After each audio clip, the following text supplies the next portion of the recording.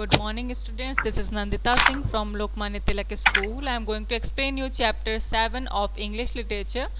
The chapter name is A Ghost Story. इसको मैंने आपको पढ़ा दिया था. इसमें मैंने आपको बताया था कि एक सनीडेल कॉटेज होता है. मैं आपको रिमाइंड करा देती हूँ क्योंकि संडे पड़ गया तो आप भूल गए होगे.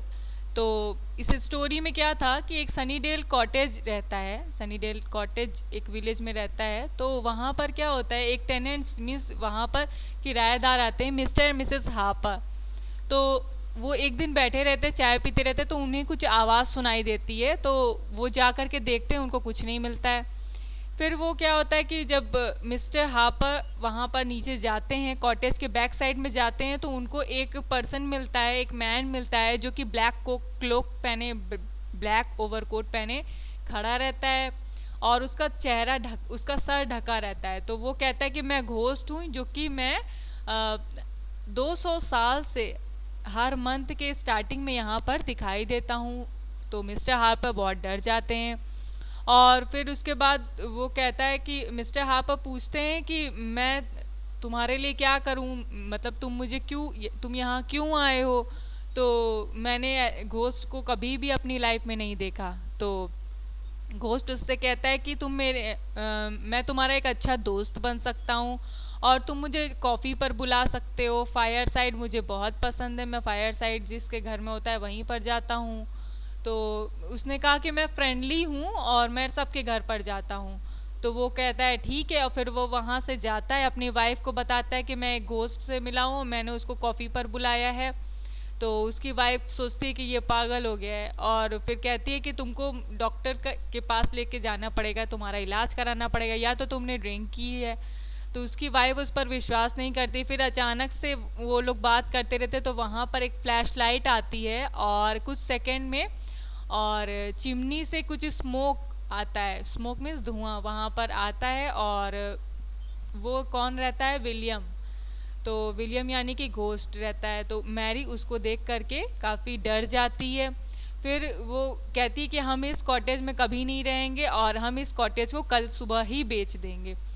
तो लेकिन घोस्ट क्या करता है कि घोस्ट कहता है कि इसके आगे से स्टार्ट करते हैं. यहाँ तक मैंने आपको पढ़ाया था. मैरी एंग्रीली, मैरी गुस्से में बोलती है कि मैं अपनी लाइफ को किसी भूत के साथ शेयर नहीं कर सकती और इस कॉटेज को हम कल सुबह ही बेच देंगे. Williams answered humbly, trying to convince her, but I am very friendly and house trained, and I only appear once a month. और विलियम क्या आंसर देता है, हम्बली मीन्स सॉफ्टली आंसर क्या देता है, ट्राइंग टू कन्विंस हर, उसको convince करने की क्या कोशिश करता है, क्या कहता है, but I am very friendly, मैं बहुत फ्रेंडली हूँ, एंड हाउस ट्रेन, और हाउस ट्रेंड हूँ, मैं हर किसी के घर में जाता हूँ, and I only appear once a month, और मैं मंथ में सिर्फ एक बार ही दिखाई देता हूँ.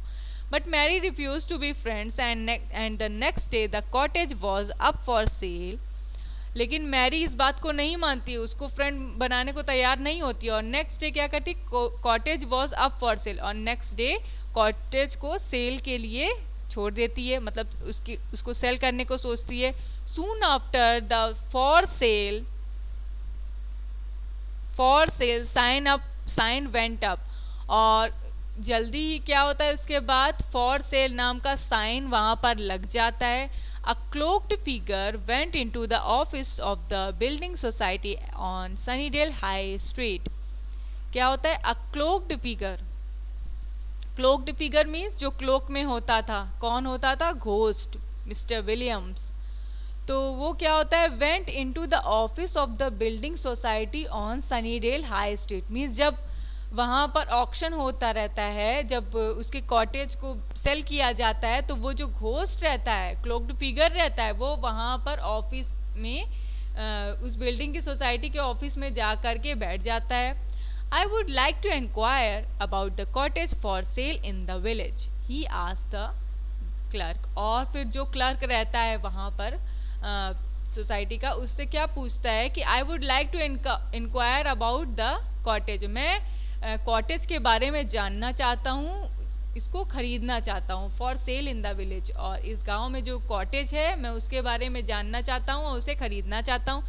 Yes sir, replied the clerk, what would you like to know?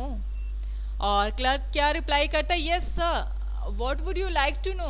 आप इसके बारे में क्या जानना चाहते थे? Strange man replied, I am interested in buying that cottage, I will offer the owner a good price of for the property. और क्या कहता है स्ट्रेंज मैन कि I am interested in buying that cottage, मैं इस cottage को खरीदने के लिए तैयार हूँ, इंटरेस्टेड हूँ। आई will offer the owner a good price for the property, और मैं इस कॉटेज के ओनर को एक अच्छा प्राइस दे दूंगा इसके बदले में। The clerk then handed him the required forms to fill up, और क्लर्क ने क्या किया? Handed him the required forms to fill up, forms दिया उनको, उसको फिल करने के लिए। किसको दिया? विलियम्स को दिया। The first entry was the name of the prospective buyer, और जो फर्स्ट एंट्री थी वहाँ पे कॉटेज को खरीदने वाले की, उसका प्रोस्पेक्टिव बायर की, उसका नाम क्या था? द मैन रोड डाउन, उसने क्या लिखा था? Mister H Williams. अब ये बताइए, तो ये चैप्टर खत्म हो गया। इस कॉटेज को किसने खरीदा था? मिस्टर विलियम्स ने खरीदा था। चलिए अब शौर्य आप मुझे ये बताइए कि इस चैप्टर में जो घोस्ट बताया गया है, क्या वो एक्चुअल में घोस्ट था या तो वो कौन था? Please reply me. क्या वो एक्चुअल में घोस्ट था मिस्टर विलियम्स? टेल मी बेटा, whatever you know, just tell me. Ma'am ji बोलिए। घोस्ट था। घोस्ट था? नो, इट्स रॉन्ग, वो घोस्ट नहीं था। मैं आपको क्लैरिफाई करती हूँ। क्या होता है कि मिस्टर विलियम उस कॉटेज को जिसमें मिस्टर हार्पर रहता है खरीद करके, उसको खरीदना चाहता है, इसलिए वो उन लोगों को बेवकूफ़ बनाता है, घोस्ट बन के उनको डराता है ताकि वो बेच दें और वो उसको खरीद ले। इसलिए मिस्टर विलियम वहाँ पर आता है और ये सारा खेल रचता है, समझे? तो ये एक्चुअल में घोस्ट नहीं होता है। ये क्या करता है, वहाँ पर आके मिस्टर एंड मिसेस हार्पर को डराता है ताकि वो इस कॉटेज को छोड़ दें। मीन्स यहाँ पर शो क्या किया गया है कि एक्चुअल में घोस्ट नहीं होते हैं, कुछ लोग अपने मतलब के लिए घोस्ट बन करके उसको यूज़ करते हैं। तो स्टूडेंट मैं आपको बताती हूँ कि वर्ड मीनिंग कौन कौन सी आपको कॉपी में करनी है।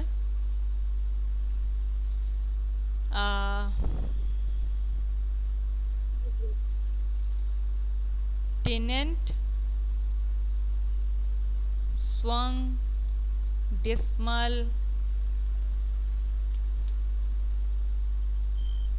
apprehensive, 1 2 3 4, lashed, chum, resolution,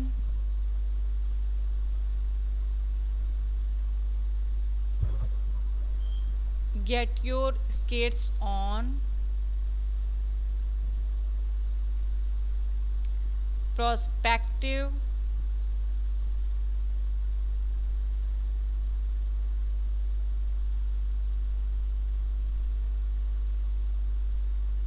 and uprooted। 10 word meanings मैंने आपको टिक की है। अगर आपका कुछ छूट जाए तो आप यूट्यूब से फॉलो कर सकते हैं। इसको आपको कॉपी में करना है, also learn it. 5 question answers मैंने आपको कराए हैं, मैं अभी आपको दिखाऊंगी। इसमें कुछ टिक हैं और कुछ कट हैं, उसको कट कर दीजिएगा। एक्सरसाइज बी, किसने किससे कहा था, जो मेन क्वेश्चंस हैं वो मैंने टिक किया है, बाकी क्रॉस कर दिया है। उसका आंसर मैंने लिख दिया है, हु सेड टू हुम है। और ये आपको सिर्फ बुक में करना है, कॉपी में करना है word meaning and question answers. इसको बुक में करना है but also learn it, exam में आपके आएंगे ये। नेक्स्ट है सी एक्सरसाइज, इसको नहीं करना है, इसको कट कर दीजिएगा। जो मेन एक्सरसाइजेस हैं मैंने सिर्फ वही कराई हैं आपको, क्योंकि ग्रामर पोर्शन आप ग्रामर में भी पढ़ते हैं, तो इसमें लिमिटेड ग्रामर पोर्शन मैंने कराए हैं। यहाँ पर हैं स्टेट, फ्रेज और क्लॉज लिखना है, ये मैंने लिख दिया है। और एफ एक्सरसाइज को नहीं करना है, कट कर दिया है। जो ई एक्सरसाइज है मैंने कर दिया, इसको बुक में करिएगा, कॉपी में नहीं। जी को भी मैंने किया है, इसको भी बुक में करना है। और एच को कट कर दीजिएगा, इसको नहीं करना है। अब क्वेश्चन आंसर्स आते हैं। 5 क्वेश्चन आंसर्स मैंने कराए हैं। You can write it on your copy with beautiful hand writing.